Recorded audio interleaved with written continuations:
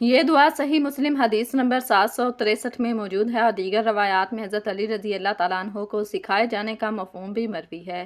حضرت علی کرم اللہ وجہ الکریم ارشاد فرماتے ہیں کہ حضور اقدس صلی اللہ علیہ وسلم نے فرمایا، اے علی، اگر تم چاہتے ہو کہ تمہاری قبر اندھیری نہ ہو، اگر تم چاہتے ہو کہ تمہارا دل ہمیشہ روشن رہے، اگر تم چاہتے ہو کہ تمہاری زبان سچ بولتی رہے اور تمہاری نگاہ میں اللہ کا نور اترتا رہے، تو پھر یہ چند کلمات اپنا لو۔ یہ وہ کلمات ہیں جو نبی کریم صلی اللہ علیہ وسلم نے خود حضرت علی رضی اللہ تعالیٰ عنہ کو سکھائے تھے۔ فرمایا، اے علی، ان کلمات کو پڑھا کرو، یہ کلمات قبر میں نور بن جاتے ہیں۔ یہ کلمات دل کو ہدایت سے بھر دیتے ہیں۔ یہ کلمات انسان کے آگے پیچھے دائیں بائیں ہر طرف اللہ کے نور کی چادر بچھا دیتے ہیں۔ یہ بخشش کا ذریعہ بن جاتے ہیں، یہ جنت کے راستے کو روشن کر دیتے ہیں۔ یہ وہ دولت ہے جو نبی پاک صلی اللہ علیہ وسلم نے اپنے علی کرم اللہ وجہ الکریم کو سکھائی، اور وہ کلمات یہ ہیں: بسم اللہ الرحمن الرحیم۔ السلام علیکم ورحمۃ اللہ وبرکاتہ۔ محترم ناظرین، ملک یمن میں ایک قبیلہ طے آباد تھا جس کا سردار حاتم طائی تھا، جو اپنی سخاوت، اپنی مہمان نوازی اور اپنے حسن اخلاق میں بے مثل اور لاجواب تھا۔ اس کی سخاوت کا شہرہ دور دور کے دیاروں میں ہو چکا تھا، اور عرب کے راگزاروں سے لے کر روم کے شاہی ایوانوں تک لوگ اس کے ذکر کو عزت سے بیان کرتے تھے۔ حاتم طائی کے پاس ایک ایسا عربی النسل گھوڑا تھا جو نہ صرف اپنی دلکشی میں بے مثال تھا، بلکہ اپنی رفتار میں بجلی سے زیادہ تیز اور اپنی وفاداری میں انسانوں کے دل جیت لینے والا تھا۔ ایک دن شاہ روم کے دربار میں حاتم طائی کا ذکر ہونے لگا۔ درباریوں نے جب اس کی سخاوت کے قصے بیان کیے تو ہر شخص حیرت زدہ ہو کر اس کی تعریف کرنے لگا۔ کوئی کہہ رہا تھا کہ وہ اپنے دشمن کو بھی بھوکا نہیں سونے دیتا، کوئی کہتا وہ رات کو بھوکا رہ جاتا ہے مگر مہمان کو سیر کر دیتا ہے، اور کوئی اس کے عربی النسل گھوڑے کا تذکرہ کر رہا تھا کہ وہ ایسا گھوڑا ہے جو کسی شاہی استبل میں بھی نہیں ملتا۔ شاہ روم جو خود ایک بادشاہ تھا، جب یہ سب کچھ سنتا رہا تو اس کے دل میں خیال آیا کہ اگر واقعی حاتم طائی ایسا سخی اور عظیم انسان ہے تو کیوں نہ اس کی آزمائش کی جائے اور جانچا جائے کہ وہ کیسا ہے، کیونکہ بغیر آزمائے کسی کے متعلق کوئی فیصلہ کرنا دانائی نہیں۔ چنانچہ اس نے اپنے خاص درباریوں کو حکم دیا کہ وہ حاتم طائی کے پاس جائیں اور اس سے وہی عربی النسل گھوڑا مانگے۔ اگر وہ دے دے تو وہ واقعی ایسا ہے جیسا لوگ کہتے ہیں، اگر وہ انکار کر دے تو وہ بھی ایک دکھاوے باز انسان ہے جس کی سخاوت صرف زبانوں تک محدود ہے۔ وزیر اعظم کی قیادت میں ایک شاہی وفد روانہ ہوا۔ راستہ طویل تھا اور منظر دور، مگر حاتم طائی کی سخاوت کو جاننے کا شوق ان کے قدموں کو روکے نہ سکا۔ آخر کار وہ لوگ اس کے علاقے میں پہنچے۔ شام ہو چکی تھی، آسمان پر گھنے بادل چھائے ہوئے تھے اور بارش اس شدت سے برس رہی تھی کہ ہر شے تر ہو چکی تھی۔ حاتم طائی نے دور سے آتے ان اجنبی مہمانوں کو دیکھا تو ان کے استقبال کے لیے خود خیمے سے باہر آیا۔ بارش کی پرواہ کیے بغیر وہ ان کے لیے کھڑا رہا، ان کو عزت سے خوش آمدید کہا اور فوراً ان کے آرام کا انتظام کرنے لگا۔ خدام کو حکم دیا کہ نرم اور گرم بستر بچھائے جائیں، ان کے کپڑے خشک کروائے جائیں اور ان کے لیے کھانے کا اہتمام کیا جائے، مگر بارش کی شدت اتنی تھی کہ نہ آگ جلائی جا سکی اور نہ گوشت میسر تھا۔ حاتم طائی کے پاس ایک ہی چیز بچی تھی اور وہ تھا وہی عربی النسل گھوڑا جس کے لیے وہ لوگ آئے تھے، جس کا ذکر روم کے دربار میں ہو رہا تھا اور جس کی خواہش شاہ روم نے دل میں بسائی تھی۔ مگر اس وقت وہ گھوڑا ایک جانور نہیں بلکہ مہمانوں کے کھانے کا ذریعہ بن چکا تھا۔ حاتم طائی نے دیر نہ کی اور وہ گھوڑے کے پاس گیا اور اسے پیار سے تھپتھپایا اور دل میں کہا، اے میرے عزیز ساتھی، آج تیرے ذریعے ان مہمانوں کی عزت بچائی جا سکتی ہے۔ پھر اس نے گھوڑے کو ذبح کیا اور اس کا گوشت تیار کروایا اور مہمانوں کے سامنے بہترین انداز میں پیش کیا۔ مہمانوں نے جب وہ بھنا ہوا گوشت کھایا تو ہر ایک حیرت میں ڈوب گیا، کیونکہ گوشت کا ذائقہ کچھ الگ ہی تھا۔ انہوں نے پوچھا، یہ کس جانور کا گوشت ہے؟ حاتم طائی نے مسکرا کر جواب دیا، یہ وہی گھوڑا ہے جس کی تعریف تم لوگ کرتے آئے ہو۔ یہ سن کر سب کی آنکھیں بھر آئیں۔ انہوں نے کہا کہ ہم تو وہی گھوڑا مانگنے آئے تھے، مگر آپ نے تو اسے ہمارے کھانے کے لیے قربان کر دیا۔ حاتم طائی نے کہا کہ اگر تم مہمان ہو کر میرے دروازے پر آئے ہو تو تمہاری عزت میری سب سے بڑی دولت ہے۔ اگر میری ساری دولت قربان ہو جائے مگر تمہارا دل خوش ہو جائے تو یہی میری کامیابی ہے اور یہی میری سخاوت کا مفہوم ہے۔ وفد حیران بھی تھا اور شرمندہ بھی۔ وہ واپس روم پہنچا اور شاہ روم کو سارا واقعہ سنایا تو شاہ روم کی آنکھوں سے آنسو جاری ہو گئے اور اس نے کہا کہ حاتم طائی وہ انسان ہے جو الفاظ سے نہیں عمل سے پہچانا جاتا ہے۔ وہ سخی نہیں بلکہ سخاوت کا تاج ہے۔ اس کا ذکر رہتی دنیا تک جاری رہے گا۔ کیونکہ ایسے انسان زمانے میں کم ہی پیدا ہوتے ہیں۔ جب شام فتح ہوا اور بیت المقدس کے نصرانی حکمرانوں نے دیکھا کہ مسلمانوں کی فتوحات دن بدن بڑھتی جا رہی ہیں، تو انہوں نے شرط رکھی کہ ہم یہ شہر صرف اس وقت مسلمانوں کے حوالے کریں گے جب خود ان کے خلیفہ آ کر یہ چابیاں وصول کریں گے۔ جب یہ پیغام مدینہ پہنچا تو خلیفہ وقت حضرت عمر بن خطاب رضی اللہ تعالیٰ عنہ نے فوراً ایک اونٹ لیا اور ایک خادم کو ساتھ لیا۔ نہ کوئی لشکر، نہ کوئی جاہ و جلال اور نہ ہی کوئی شاہی ساز و سامان، صرف 2 جوڑے کپڑے تھے، ایک دن خادم پہنے اور ایک دن خود۔ جب راستے میں پانی کا کوئی جوہر آتا تو حضرت عمر رضی اللہ تعالیٰ عنہ اونٹ سے اترتے، اپنے جوتے ہاتھ میں لیتے اور ننگے پاؤں پانی میں سے گزرتے۔ جب بیت المقدس کے قریب پہنچے تو شہر کے حکمران جو شاہانہ جلوس کی توقع کر رہے تھے وہ حیران رہ گئے جب انہوں نے دیکھا کہ ایک شخص اونٹ پر بیٹھا ہے اور دوسرا اس کی لگام تھامے ہوئے ہے۔ وہ سمجھے شاید کوئی خادم آ رہا ہے، مگر جب وہ قریب پہنچے تو انہیں بتایا گیا کہ یہ خود مسلمانوں کا خلیفہ عمر بن خطاب ہے۔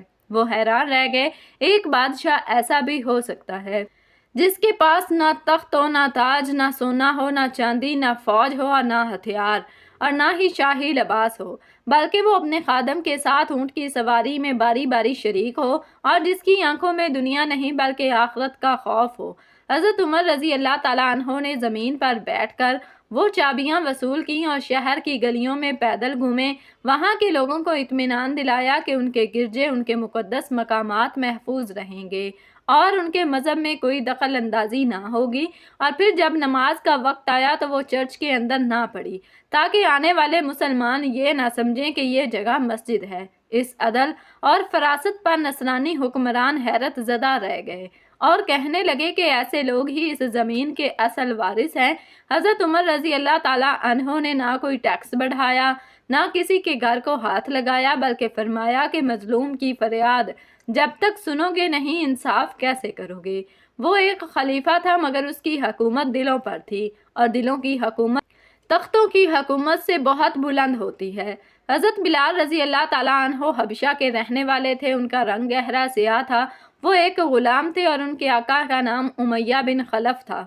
حضرت بلال رضی اللہ تعالیٰ عنہ ان ابتدائی لوگوں میں سے تھے جنہوں نے اعلان نبوت کے بالکل آغاز میں رسول اللہ صلی اللہ علیہ وسلم پر ایمان لایا۔ جب مکہ کے سرداروں کو معلوم ہوا کہ ایک غلام اسلام قبول کر چکا ہے تو انہیں آگ سی لگ گئی، اور سب سے پہلے امیہ بن خلف نے اس پر ایسا ظلم شروع کیا کہ جسے سن کر دل کانپ اٹھتا ہے۔ حضرت بلال رضی اللہ تعالیٰ عنہ کو تپتے ہوئے مکے کی ریت پر لٹا دیا جاتا، ان کے ننگے جسم پر لوہے کی زرہیں پہنا دی جاتی تاکہ دھوپ ان کے جسم میں آگ کی طرح لگے، اور ان کے سینے پر اتنے بڑے بڑے پتھر رکھ دیے جاتے کہ ان کی پسلیاں چٹکنے لگتی، اور ان سے کہا جاتا کہ محمد صلی اللہ علیہ وسلم کا انکار کر دو، مگر وہ ہر بار صرف ایک ہی کلمہ دہراتے، احد احد احد، وہ اکیلا ہے، وہ اکیلا ہے، وہ اکیلا ہے۔ اس کلمے کی گونج ان ظالموں کے لیے ناقابل برداشت تھی۔ وہ کہتے تھے کہ بلال ہم تمہیں چھوڑ دیں گے، بس ایک بار ہمارے معبود لات اور عزا کی تعریف کر دو، مگر بلال کہتے احد احد۔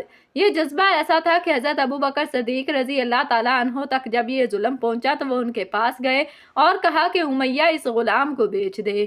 امیہ نے کہا کہ وہ تمہیں کیا دے گا جو تم نے نہیں سنا؟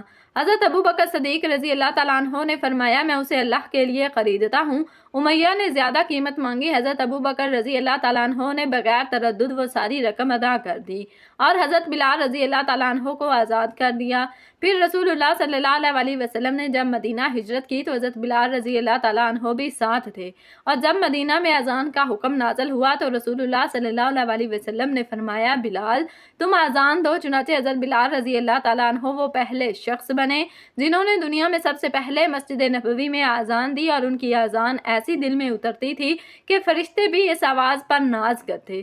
حضرت عمر رضی اللہ تعالیٰ عنہ فرمایا کرتے تھے کہ بلال ہمارے سردار ہیں، انہیں ہمارے سردار ابو بکر نے آزاد کیا، اور رسول اللہ صلی اللہ علیہ وسلم نے فرمایا کہ بلال تمہارے قدموں کی چاپ میں نے جنت میں سنی ہے، کیا عمل کرتے ہو؟ حضرت بلال رضی اللہ تعالیٰ عنہ نے عرض کیا یا رسول اللہ صلی اللہ علیہ وسلم میں ہر وضو کے بعد 2 رکعت نفل ادا کرتا ہوں۔ نبی کریم صلی اللہ علیہ وسلم نے فرمایا یہی وہ عمل ہے جس نے تمہارے قدموں کو جنت میں پہنچا دیا۔ حضرت بلال رضی اللہ تعالیٰ عنہ ہر جنگ میں رسول اللہ صلی اللہ علیہ وسلم کے ساتھ شریک رہے۔ بدر، احد، خندق، تبوک، ہر میدان میں انہوں نے اپنی وفاداری، شجاعت اور ایثار سے رسول اللہ صلی اللہ علیہ وسلم کا دل جیتا۔ فتح مکہ کے دن جب رسول اللہ صلی اللہ علیہ وسلم نے خانہ کعبہ میں داخل ہو کر 360 بتوں کو گرایا تو فرمایا، بلال چڑھ جاؤ کعبے کی چھت پر اور اذان دو۔ چنانچہ ایک سیاہ فام غلام جو کل تک مکہ کی ریت پر ظلم سہتا تھا، آج خانہ کعبہ کی چھت سے اللہ کی کبریائی کا اعلان کر رہا تھا۔ یہ منظر سرداروں کے لیے ناقابل برداشت تھا، مگر اللہ کے نبی صلی اللہ علیہ وسلم نے یہی فرمایا تھا کہ اللہ تمہارے رنگ و نسل کو نہیں دیکھتا بلکہ تمہارے دل کو دیکھتا ہے۔ حضرت بلال رضی اللہ تعالیٰ عنہ جب رسول اللہ صلی اللہ علیہ وسلم کی وفات ہوئی تو ان کے دل پر ایسی چوٹ لگی کہ انہوں نے اذان دینا چھوڑ دی۔ ہر بار اذان شروع کرتے تو جب اشہد ان محمد الرسول اللہ پر پہنچتے تو ان کی آواز کانپ جاتی، آنکھوں سے آنسو بہنے لگتے اور اذان مکمل نہ ہو پاتی۔ پھر وہ مدینہ چھوڑ کر شام چلے گئے اور وہاں قیام فرمایا۔ ان کے بارے میں آتا ہے کہ ایک رات انہوں نے خواب میں رسول اللہ صلی اللہ علیہ وسلم کو دیکھا، آپ فرما رہے تھے، بلال ہمیں بھول گئے ہو۔ وہ تڑپ کر اٹھے اور مدینہ آ گئے۔ جب مدینہ پہنچے تو سارا شہر سمٹ کر ان کے استقبال کو نکل آیا۔ حضرت حسن حسین رضی اللہ تعالیٰ عنہما نے فرمایا، بلال ایک بار اذان دے دو۔ وہ راضی ہو گئے۔ جب انہوں نے اذان دی اور اشہد ان محمد رسول اللہ کہا تو مدینہ کی گلیوں میں رونے کی آوازیں بلند ہو گئیں۔ کوئی گھر ایسا نہ تھا جس میں گریہ نہ ہو رہا ہو، اور وہ دن مدینہ والوں کے لیے گویا پھر سے نبی کریم صلی اللہ علیہ وسلم کی یاد کا دن بن گیا۔ حضرت بلال رضی اللہ تعالیٰ عنہ کی قبر شام کے شہر دمشق میں ہے۔ ان کے بارے میں علماء فرماتے ہیں کہ اگر کسی کو اللہ سے دعا کرنی ہو تو بلال رضی اللہ تعالیٰ عنہ کا واسطہ دے کر دعا کرے، کیونکہ وہ وہی ہے جن کے بارے میں خود نبی صلی اللہ علیہ وسلم نے فرمایا کہ میں نے تمہارے قدموں کی چاپ جنت میں سنی ہے۔ نبی کریم صلی اللہ علیہ وسلم کو اگر کسی سے محبت تھی تو وہ ایمان کے معیار پر تھی۔ وہ محبت بھی ایسی جو صرف دل کو چھو نہ لے بلکہ قبر کو بھی روشن کر دے، جو صرف دنیا کو نہ سنوارے بلکہ آخرت میں بھی منزل بنا دے۔ اس لیے آپ صلی اللہ علیہ وسلم نے اپنے خاص ترین محبوب حضرت علی رضی اللہ تعالیٰ عنہ کو وہ کلمات سکھائے جو کسی بھی انسان کے لیے بخشش کا ذریعہ بن سکتے ہیں۔ وہ کلمات جو قبر میں نور بن کر ساتھ جاتے ہیں، وہ الفاظ جو بندے کے دل کو ایسی روشنی عطا کرتے ہیں کہ وہ پھر کبھی گناہ کی طرف واپس مڑ کر نہیں دیکھتا۔ ان کلمات کا تعلق کسی رسم یا رواج سے نہیں، ان کا تعلق دل سے ہے، روح سے ہے، وہ نور جس کی تلاش ہر بندہ مومن کرتا ہے۔ اور نبی کریم صلی اللہ علیہ وسلم نے فرمایا، اے علی ان کلمات کو پڑھا کرو، کیونکہ ان میں وہ طاقت ہے جو تمہارے دل کو روشن کرے گی، تمہاری زبان کو سچائی سے بھر دے گی، تمہاری آنکھوں میں اللہ کا نور ڈال دے گی، تمہارے دائیں بائیں، آگے پیچھے اور اوپر نیچے ہر طرف ایک ایسی روشنی بکھیر دے گی جو صرف ایمان والوں کا نصیب ہوگا۔ ان کلمات کی تاثیر صرف قبر تک محدود نہیں، بلکہ جب انسان دنیا میں انہیں پڑھنا شروع کرتا ہے تو اس کے دل سے گناہ کی تاریکی چھٹنے لگتی ہے، دل کو سکون آنے لگتا ہے، دعاؤں میں اثر پیدا ہوتا ہے، اور یہ وہ کلمات ہیں جو اگر روزانہ پڑھے جائیں تو ہر وقت انسان کے گرد ایک نورانی حصار قائم رہتا ہے۔ یہ اللہ کے خاص بندوں کی پہچان بن جاتے ہیں۔ یہ وہی کلمات ہیں جنہیں پڑھ کر بندہ اپنے رب کی خاص حفاظت میں آ جاتا ہے، اس کے دل میں صرف اللہ کی محبت رہ جاتی ہے، اس کی زبان سے صرف سچ نکلتا ہے، اس کے قدم صرف حق کی طرف بڑھتے ہیں، اس کی آنکھوں میں وہ حیا آ جاتی ہے جو صحابہ کی آنکھوں میں تھی۔ حضرت علی رضی اللہ تعالیٰ عنہ کوئی عام شخصیت نہیں تھے، وہ ہستی ہیں جنہیں نبی کریم صلی اللہ علیہ وسلم نے اپنے علم کا دروازہ قرار دیا اور فرمایا، میں علم کا شہر ہوں اور علی اس کا دروازہ ہے۔ تو سوچو، جس دروازے کو نبی نے علم کا دروازہ کہا، اسے اگر کوئی دعا سکھائی جا رہی ہے تو وہ دعا کس قدر خاص ہوگی۔ وہ کلمات جن میں دل کی پاکیزگی بھی ہو، روح کی صفائی بھی ہو، زبان کی سچائی بھی ہو، نگاہ کی بلندی بھی ہو، ان کلمات کو تم اپنا لو، انہیں اپنی صبح کا آغاز بنا لو، اپنی رات کا اختتام بنا لو، انہیں دل سے پڑھو، زبان سے دہراؤ اور عمل سے ثابت کرو کہ تم واقعی علی کے نقش قدم پر چلنے والے ہو، کیونکہ علی رضی اللہ تعالیٰ عنہ کو نبی نے سکھائے تو وہ کلمات ہم سب کے لیے بھی ذریعہ نجات بن سکتے ہیں۔ تم بھی چاہو تو ہر صبح ان کلمات سے اپنے دل کی ابتدا کر سکتے ہو۔ ہر نماز کے بعد ان کلمات کو دہرا سکتے ہو، ہر رات سونے سے پہلے ان کلمات کو اپنا سکتے ہو، اور انشاءاللہ یہ تمہارے لیے قبر میں روشنی بنیں گے، تمہارے لیے قیامت کے دن نور کا پل ثابت ہوں گے اور تمہیں انشاءاللہ جنت کے قریب کر دیں گے، کیونکہ یہ نبی کی زبان سے ادا ہوئے الفاظ ہیں، اور جس دل میں نبی صلی اللہ علیہ وسلم کا دیا ہوا لفظ اتر جائے وہ دل کبھی تاریک نہیں ہوتا۔ یہ وہ کلمات ہیں جب بندہ اخلاص سے پڑھتا ہے تو اس کے نامہ اعمال سے گناہوں کی سیاہی مٹنے لگتی ہے، اس کے اعمال میں نور آتا ہے، فرشتے اس کے لیے دعائیں کرتے ہیں، رحمتیں نازل ہوتی ہیں، وہ دعائیں جو قبول ہو جائیں، وہ روشنی جو کبھی ختم نہ ہو، وہ ایمان جو کبھی کمزور نہ ہو، یہ سب ان کلمات کا اثر ہی ہے، اور وہ کلمات یہ ہیں: اللہم اجعل فی قلبی نوراً وفی لسانی نوراً وفی سمعی نوراً وفی بصری نوراً ومن فوقی نوراً ومن تحتی نوراً وعن یمینی نوراً وعن شمالی نوراً ومن امامی نوراً ومن خلفی نوراً واجعل لی نوراً۔ یہ دعا صحیح مسلم کتاب الصلاۃ باب الدعاء فی الصلاۃ حدیث نمبر 763 میں منقول ہے، اور بعض روایات میں نبی کریم صلی اللہ علیہ وسلم کا حضرت علی رضی اللہ تعالیٰ عنہ کو سکھانا بھی وارد ہوا ہے۔ یا اللہ ہمارے دلوں کو اپنے نور سے بھر دے، ہماری زبان کو سچائی سے، آنکھوں کو حیا سے، اور زندگی کو اپنی رضا سے مزین فرما۔ اللہ قبر میں ہمارے لیے روشنی، قیامت میں نجات، اور جنت میں جگہ عطا فرما۔ آمین یا رب العالمین۔ جزاکم اللہ خیراً کثیرا۔